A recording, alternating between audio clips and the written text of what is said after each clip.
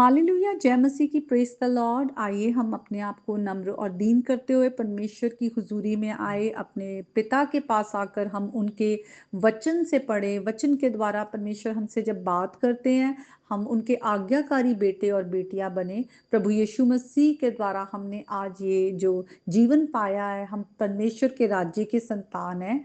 तो हम अपने आप को परमेश्वर के हाथों में दे, उनकी धार्मिकता में चलें, परमेश्वर का आत्मा हमारी अगुवाई करे। और हम आज के वचन में आएंगे जो कि व्यवस्था विवरण की पुस्तक उसके 18 चैप्टर से है, और हम 9th वर्स ऑनवर्ड पढ़ेंगे। हम देखते हैं किस तरह परमेश्वर ने जब अब्राहम को चुना और उसे आशीष दी और कहा कि मैं तेरी जाति को बढ़ाऊंगा, तेरे वंश को बढ़ाऊंगा, और तेरे वंश के द्वारा जो दूसरी जातियां भी है वो आशीषित होगी, और प्रॉमिसेस दी और वाचा बांधी कि किस तरह से परमेश्वर उन्हें एक प्रॉमिस लैंड में लेकर आएगा।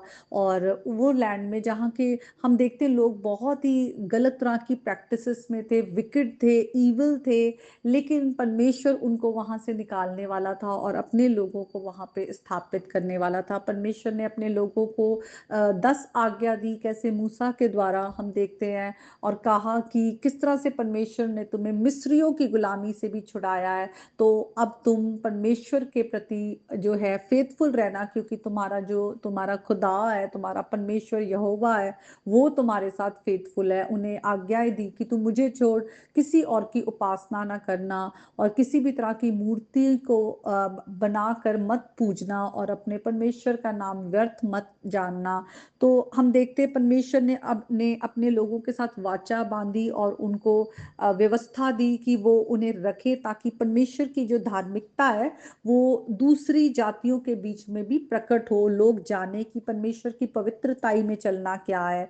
और जो इजरायली लोगों को खुदा ने चुना कि वो परमेश्वर की जो धार्मिकता है उसके लिए उसको वो मॉडल करे, वैसा वो करके दिखाए कि प्रभु के लोग कैसे होते हैं, परमेश्वर के गुणों को वो प्रकट करें। और इसीलिए हम यहाँ पर जब 9th वर्स ऑनवर्ड पढ़ते हैं तो वहां लिखा है, जब तू उस देश में पहुंचे जो तेरा परमेश्वर यहोवा तुझे देता है, तब वहां की जातियों के अनुसार घिनौना काम करने को ना सीखना, क्योंकि वो लोग बहुत ही गलत प्रैक्टिसेस में थे जो परमेश्वर की आंखों के आगे बहुत ही घिनौना था। लिखा है, तुम में से कोई भी ऐसा ना हो जो अपने बेटे या बेटी को आग में होम करके चढ़ाने वाले हों, क्योंकि ये लोग अपने बच्चों को, अपने जो भी देवी देवताओं को वो पूछते थे, उनके आगे वो सैक्रिफाइस कर दिया करते थे। उनके लिए बड़ी आम बात थी, वो अपने मोलेक, उनका जो गॉड था, उसके आगे अपने बेटे बेटियों को सैक्रिफाइस वो करते थे।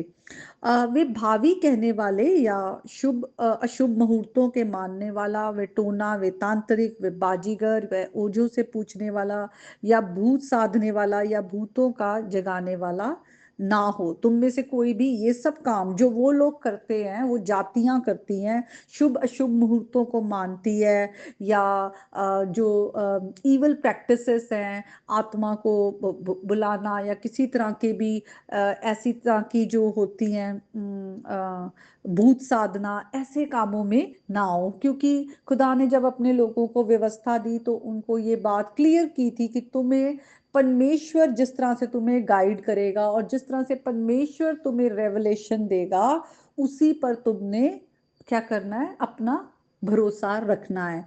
ताकि ये नहीं कि तुमने किसी से के पास गए, किसी ओझा या भूत साधने वाले, उनको जाकर पूछा कि हाँ हमारा फ्यूचर बताओ, या आगे क्या होने वाला है, किस तरह से। इस तरह के तुम काम ना करना, क्योंकि जितने ऐसे काम करते हैं वे परमेश्वर के सम्मुख घृणित है, और इन्हीं घृणित कामों के कारण तेरा परमेश्वर यहोवा उनको तेरे सामने से निकालने वाला है। और तू अपने परमेश्वर यहोवा के सम्मुख स्थित बना रहना।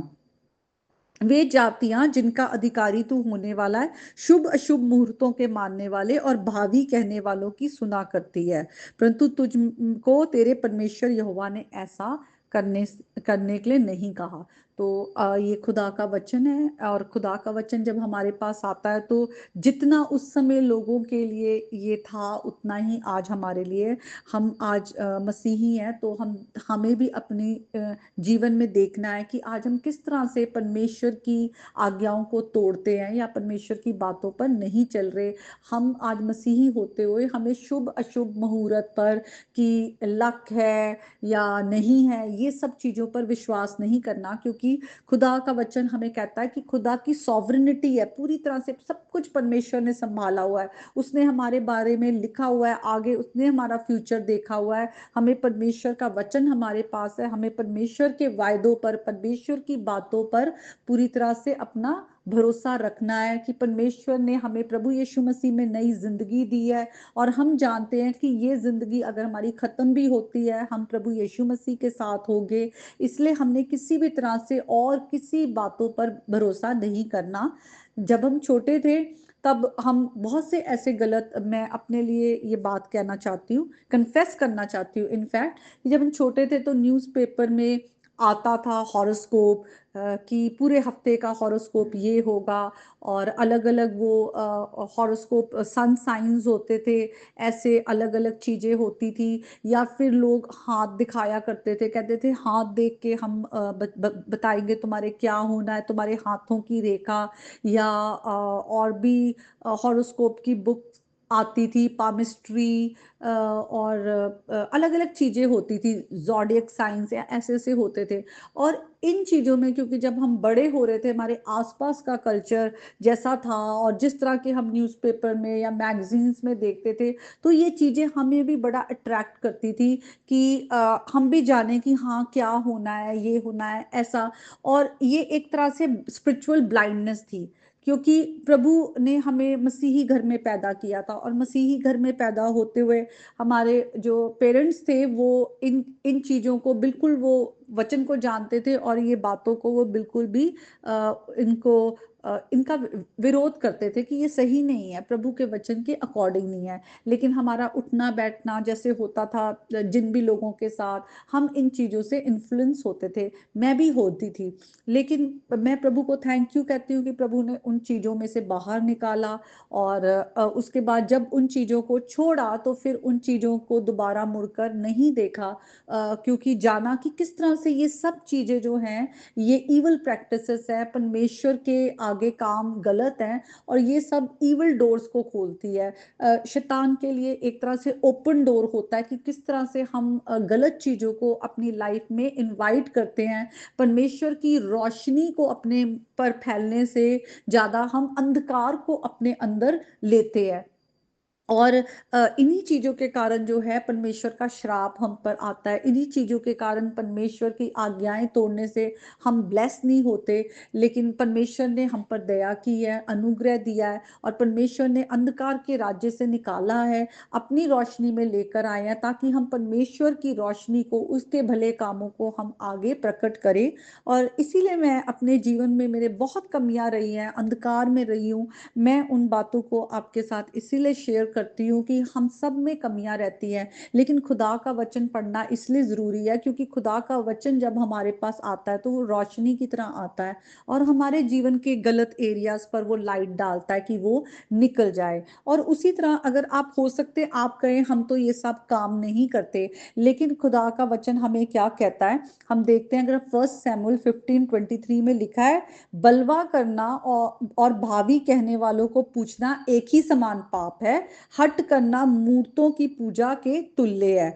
तो देखो, बलवा करना, रिबेलियन, जब हम परमेश्वर की जानबूझकर उसकी आज्ञाओं को तोड़ते हैं, उसकी बातों को नहीं सुनते, जानबूझकर हम गुनाह करते हैं, खुदा का वचन हमारे पास है कि हमें ये काम नहीं करने, फिर भी हम परमेश्वर की आज्ञा को नहीं मानते, हम अपनी जिद में, अपनी हट में रहते हैं, तो वचन कहता है ये भावी कहने वालों को, भूत साधने वालों को, या जिन चीज़ों से खुदा ने हमें रोका है, नहीं करना है, मूर्ति पूजा के समान है। तो अगर आज हम किसी भी तरह से परमेश्वर की आज्ञाओं को तोड़ रहे हैं, हम जान के परमेश्वर की ओर नहीं आ रहे, अपनी गुनाहों में पड़े हुए हैं, तो हम परमेश्वर के आगे गुनाह कर रहे हैं। यीशु मसीह ने हमारे लिए क्रूस पर अपना लहू बहाकर एक भारी कीमत चुकाई है, हमारे को गुनाहों से बचाने के लिए। आज हम अपनी जिंदगी को प्रभु की ओर मोड़े, प्रभु से माफी मांगे और परमेश्वर के साथ हम चलें, क्योंकि वही है जो जीवन का रास्ता दिखाते हैं। प्रभु से अलग होना मृत्यु है।